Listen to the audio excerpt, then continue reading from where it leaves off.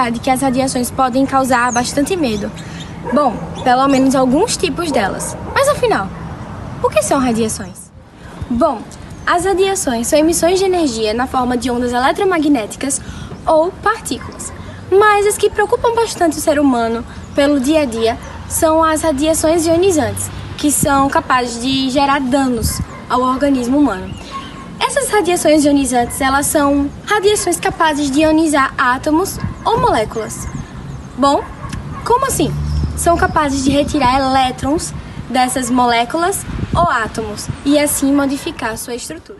Este tipo de onda pode ocorrer na forma de ondas eletromagnéticas com comprimento de onda extremamente curto ou até mesmo na forma de partículas. E agora vem a pergunta, como é que isso tudo vai danificar o nosso organismo? Nossos tecidos podem ser lesados de duas maneiras, através de uma ação direta ou uma ação indireta.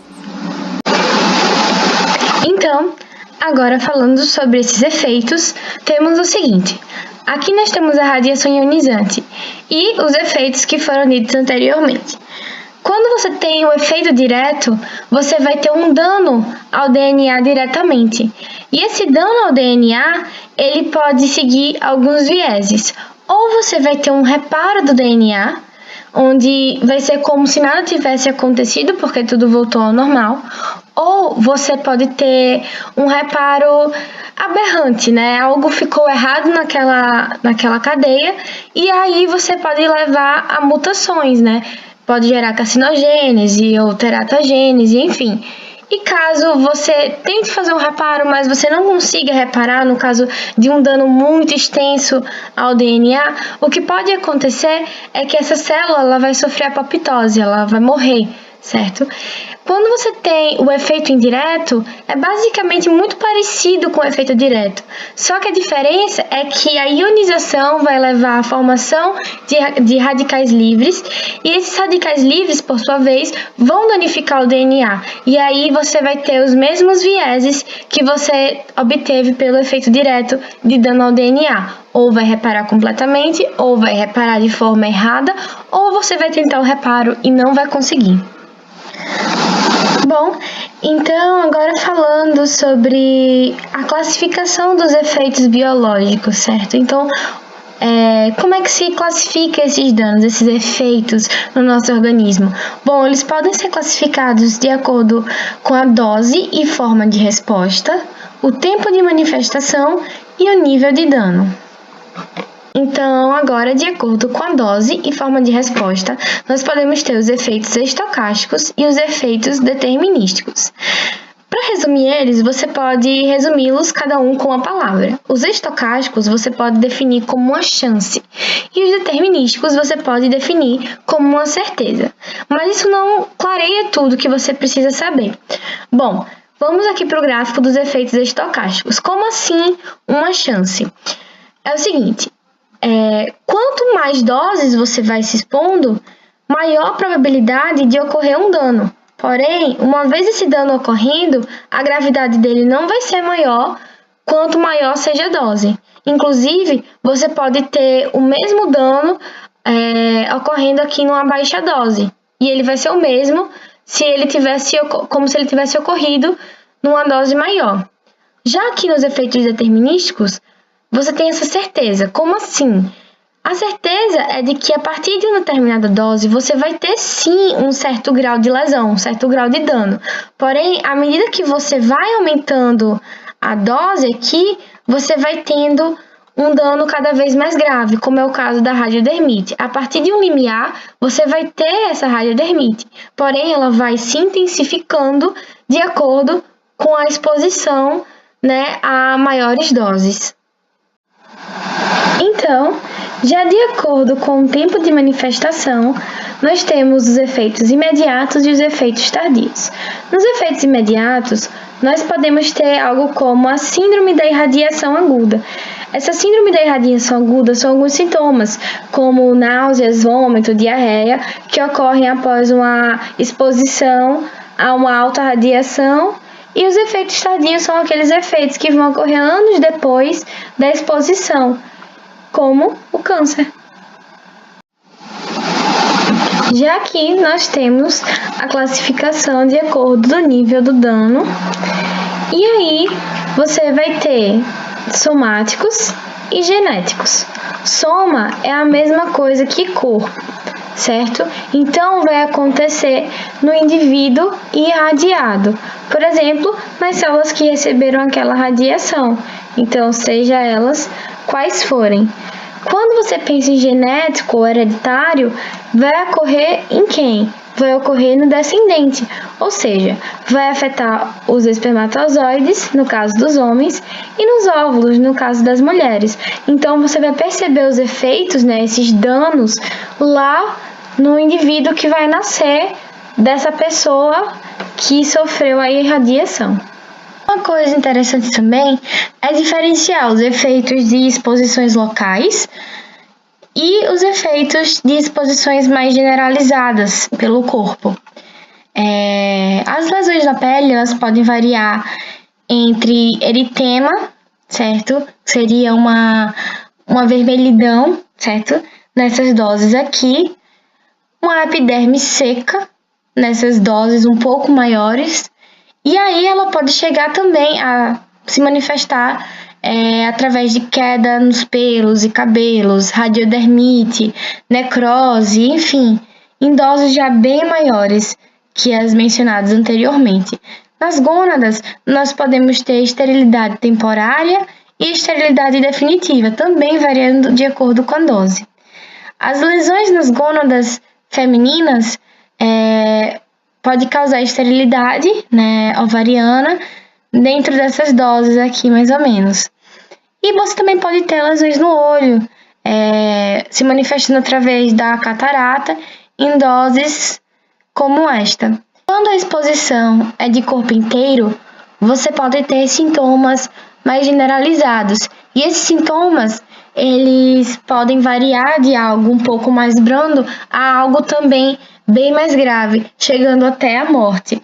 Então, você pode ter essa síndrome aguda da radiação, onde você vai encontrar anorexia, de repente, uma perda de apetite, no caso, uma náusea, vômito, enfim. E aí as coisas podem se tornando cada vez mais graves, dependendo da intensidade da dose. E como eu falei, você pode chegar a um coma, a uma morte. Então,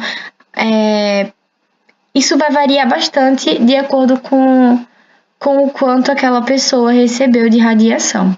Quando incididos por radiação, alguns sistemas se prejudicam mais que outros. Estes são aqueles que têm maior taxa proliferativa e estão incluídos os sistemas hemopoéticos e linfóides.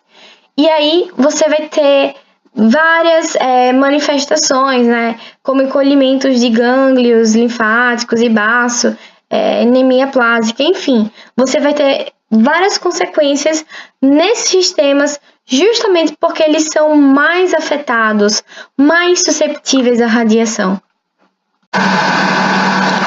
Em geral, as consequências elas podem acontecer precocemente ou tardiamente. As alterações precoces elas podem ocorrer em horas ou semanas e as alterações tardias elas ocorrem em meses ou anos. E aí, entre essas alterações precoces e tardias, você vai ter alterações que são mais comuns em cada parte do corpo, em cada sistema, em cada órgão. Então, nesta imagem, é possível ver quais são elas, no sentido crânio-caudal. Então, é bastante interessante avaliar essa imagem. Quando as células são atingidas pela radiação, aquelas que sobrevivem, elas acabam sendo em sua maioria aleijadas, ou seja, elas ficam com várias anomalias. Na fase aguda, existem alguns aspectos mais evidentes de alterações histopatológicas, como, por exemplo, tumefação, condensação nuclear, agrupamento de cromatina, podem sofrer apoptose, sulfação citoplasmática, distorção mitocondrial, degeneração do retículo endoplasmático, gigantócitos e pleomorfismo celular. Já na fase tardia, existem outras coisas que são vistas histopatologicamente, como estreitamento vascular, fibroses extensas, aumento do colágeno, migração de fagócitos, úlceras de irradiação na pele, necrose total da parede de capilares e vênulas. Aqui tem uma imagem de uma lesão vascular crônica com fibrose subintimal, obstruindo o lúmen. Então, nessa imagem aqui que vocês podem ver. Nesse slide aqui, você pode ver fibrose e alterações vasculares nas glândulas salivares que foram produzidas pela terapia de radiação, lá na região do pescoço. Aqui na A temos uma glândula salivar normal, porém aqui na B você já vê uma fibrose causada pela radiação. Na C, você vai encontrar a fibrose e vai ter também alterações vasculares, consistindo num espessamento fibrointimal e esclerose arteriolar. Aqui em V, nós temos o vaso do lúmen. Aqui nós temos a íntima bem espessada. Essa consequência agora, ela já foi citada anteriormente, lá nos efeitos determinísticos, né? Porque a radiodermite aguda ela vai ocorrer durante ou poucos dias após a aplicação da radiação ionizante e ela depende da dose administrada, ou seja, é aquela história. Para você ter a radiodermatite, você vai ter que atingir um limiar, certo? Porém, abaixo desse limiar, nada acontece. Bem como acima desse limiar, quanto mais você aumenta a dose, maiores são os efeitos, né? Maiores são as consequências. E o quadro, geralmente, ele assemelha-se a uma queimadura solar. Então, vai ter eritema, vai ter edema. E aí você pode ter descamação, pigmentação. E pode haver também, na dependência da quantidade de radiação recebida, a inibição ou diminuição da secreção sudoral e sebácea e alopecia, temporárias ou definitivas. Quando você tem uma dosagem mais alta, assim, pode chegar até ocorrer vesículas e bolhas e às vezes ulceração com uma necrose assim, significativa.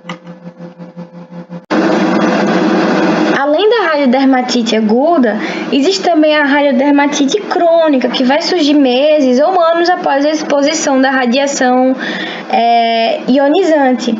A pele ela vai ter algumas características, ela vai se apresentar atrófica, com hiperpigmentação irregular, telangiectasias e até alopecia, né? Aqui tem uma imagem retratando um pouco da radiodermatite, certo? E é basicamente isso. Bom, é isso, pessoal. Espero que tenha ficado satisfatório e espero vocês numa próxima. Tchau!